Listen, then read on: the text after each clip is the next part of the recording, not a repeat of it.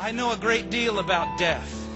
As a young missionary, I lived for many years in a country that was torn apart by war. In that time, 23,000 people died. Sometimes to get the mail, I would have to walk over a dead body. The beauty of man is destroyed by death. The hope of all men destroyed by death. In my family, it has been torn apart by death. My brother was killed when he was 6 years old. My father died in my arms in the middle of a field.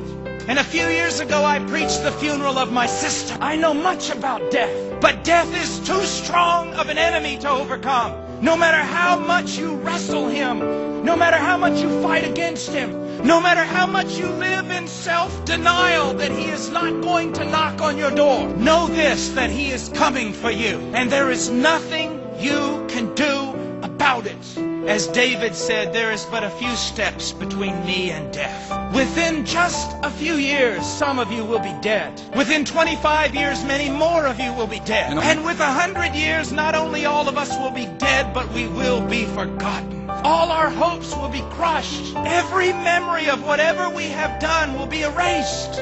And of all creatures, we are most pitiful, because not only is death coming for us, we know it. You know it, and you know it. You do everything in your power to push it out of your thoughts. But he's coming for you, maybe even this evening. He's coming for your children, and there's nothing you can do.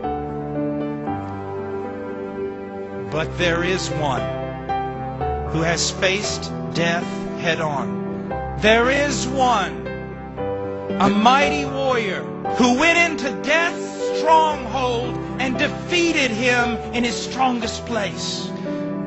There is one who has overcome man's greatest enemy. His name is Jesus Christ. And he bore the sins of the world. And he died upon a tree. And he paid for the very thing that is the cause of our death. And on the third day, the Father raised him from the dead. And on the third day, the Holy Spirit raised him from the dead. And on the third day, he raised himself from the dead. And now the smallest, weakest believer can look death right in the face and say, "Oh, death, where is your victory? Grave, where is your sting?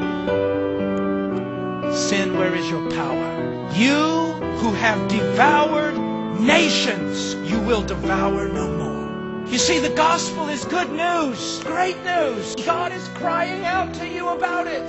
Did not Paul the apostle himself say, "I am pleading with you, but it is though God is pleading with you through me"?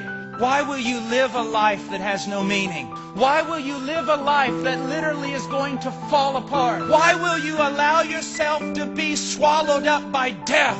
Why don't you come to Christ? What is holding you? What is this thing that has control of your mind and your heart? Come to Christ. You say, "Oh, it's too good to be true." It is true. You say, "Oh, I'm too great a sinner." You are not greater than the Christ, are you? You do not have more power than his grace, do you? Come to him.